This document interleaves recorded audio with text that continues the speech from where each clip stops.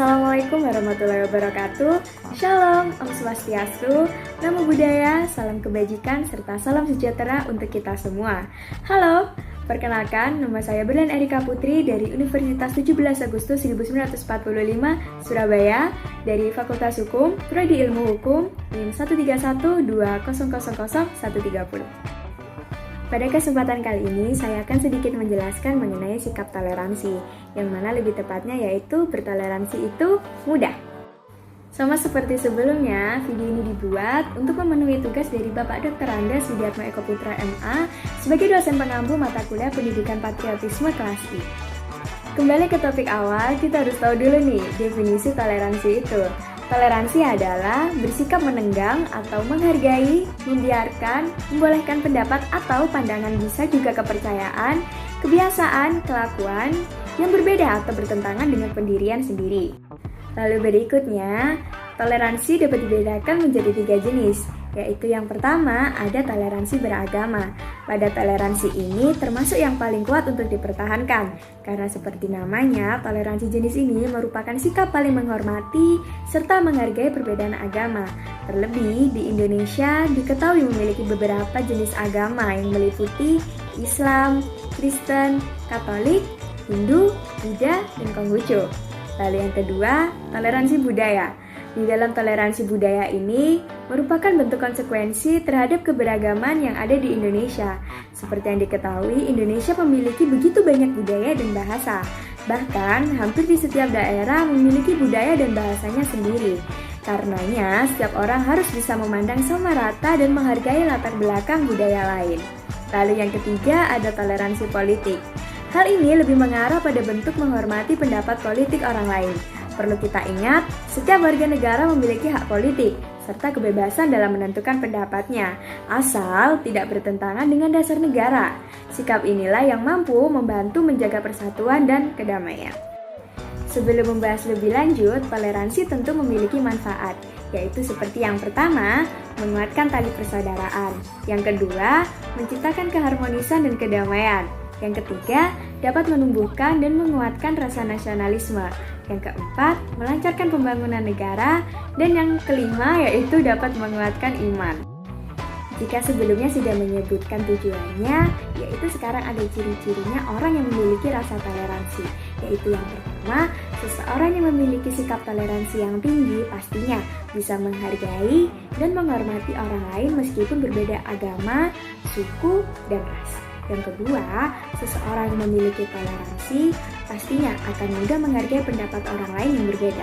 Yang ketiga, sikap toleransi akan selalu menjunjung tinggi dengan tidak memandang agama, suku, dan ras ketika melakukan kebaikan.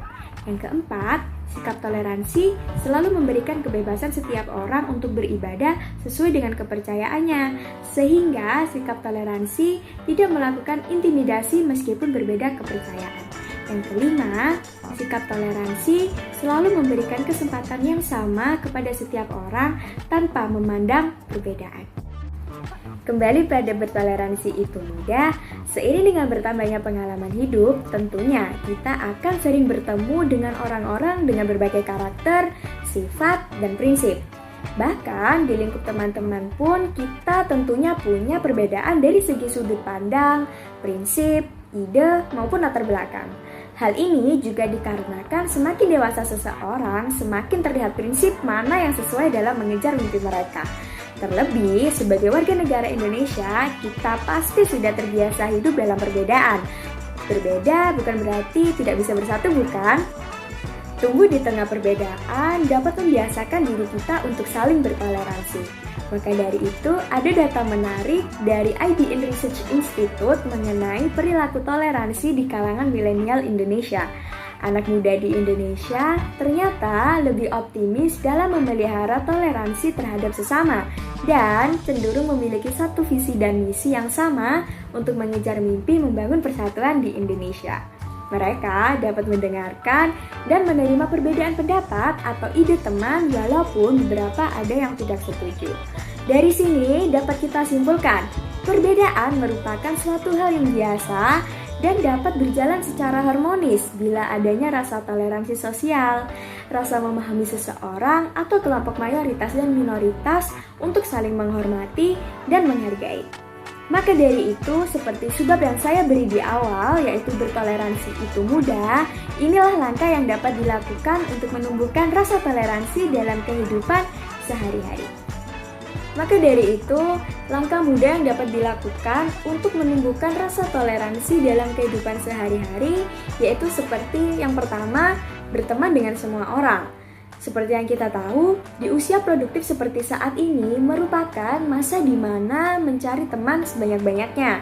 Di momen ini pula, kita akan bertemu dengan orang yang memiliki latar belakang yang berbeda juga. Namun, kita tidak boleh lupa, keragaman bukan menjadi masalah jika kita tulus dan berkomitmen untuk menghargai pendapat mereka. Yang kedua, tidak memotong pembicaraan orang.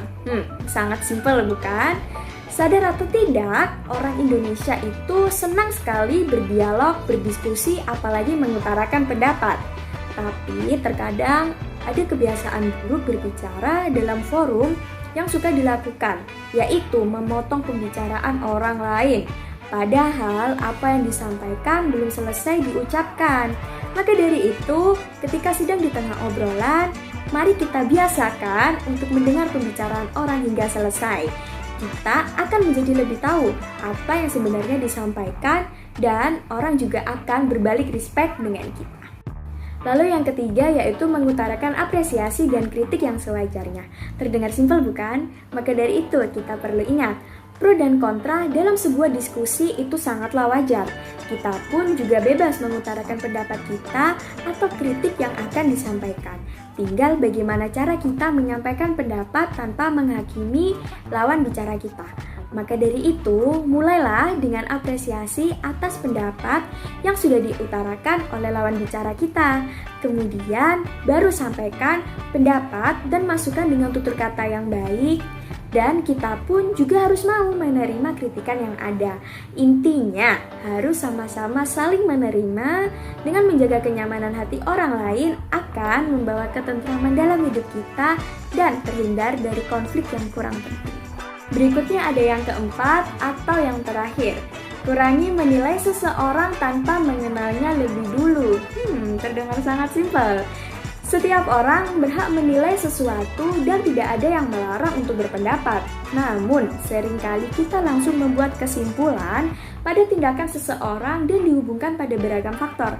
Salah satunya yaitu ras atau suku orang tersebut. Padahal, belum tentu ras atau suku tersebut berkaitan dengan sikap orang yang kita nilai, bisa jadi faktor lain yang mempengaruhinya. Tindakan-tindakan sepele seperti ini kadang secara tidak sadar kita lakukan. Maka dari itu, mulai saat ini, mari kita coba melihat orang dari segala sudut pandang dan mencoba untuk memahami perilaku mereka. Maka dari itu, diingatkan kembali, mulai saat ini, mari kita saling menghargai.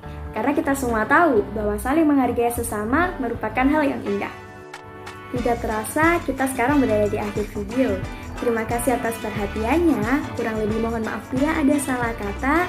Saya akhiri. Wassalamualaikum warahmatullahi wabarakatuh.